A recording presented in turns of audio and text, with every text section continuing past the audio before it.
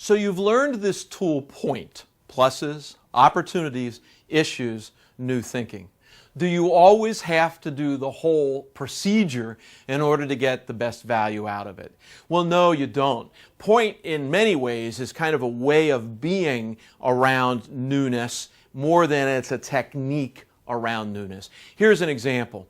There's a fellow at Pfizer years ago that I was working with, Bob Moore, and he was on a governance group who had as their responsibility receiving proposals from tiger teams that had been created looking at the drug development pipeline.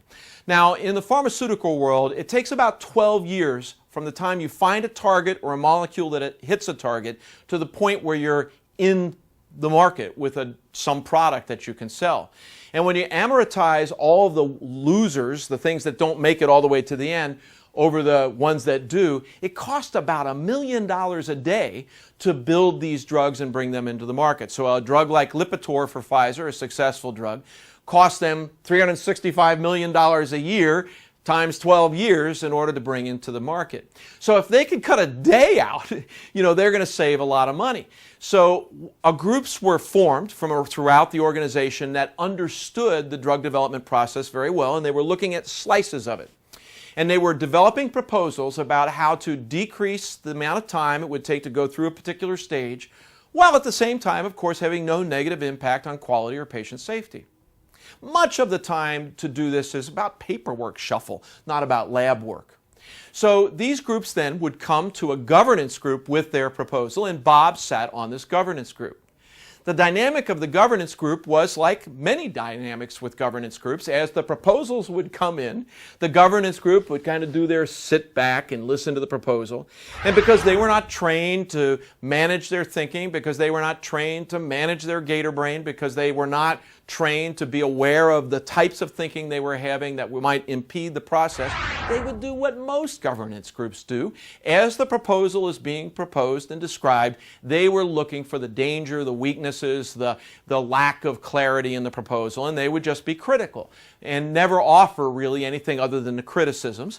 And so then, of course, the proposal group would be asked by the governance group to go back and to fix the problems that had been determined in that governance meeting. Of course, these proposal groups, that wasn't their full-time job. They all had day jobs doing another thing.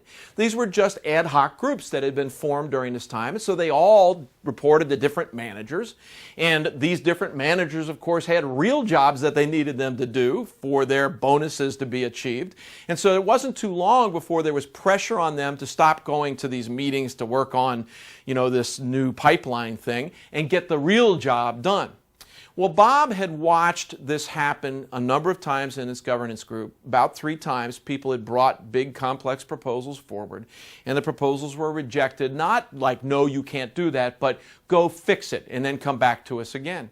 And he realized that if that continued to happen, not much would occur. And many of us in organizations have seen this kind of dynamic occur many times.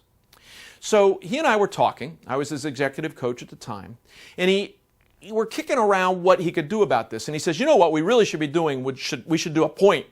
We should all do a POINT when they come in. But the politics were such that if Bob said to his peers in this governance group, I'm proposing that we do a technique called POINT, that would not have landed very well and people would not have cooperated. So we thought together about what he might do. And he came up with a cunning strategy. What he did is in the next governance meeting, they always met for a little bit before the group that was doing the work came in. He said, guys, I'm afraid that when we send them back to do their rework on their proposal, that they might accidentally take out some of the good stuff in their proposal. So to make sure they don't take out the good stuff, I think we ought to tell them what we like about the proposal first, so that they keep that good stuff in, before we tell them what they need to fix. So that seemed reasonable, and it wasn't all technique-y. I'd like us to try a technique called POINT, It was just a reasonable thing to do.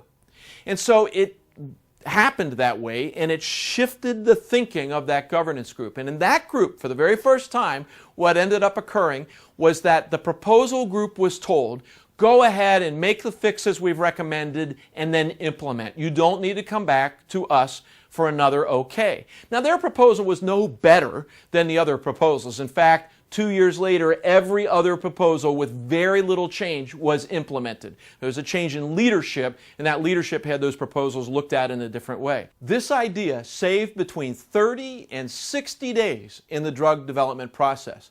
That, at $1 million a day, is between $30 and $60 million every time a drug lives for 2 years in the process.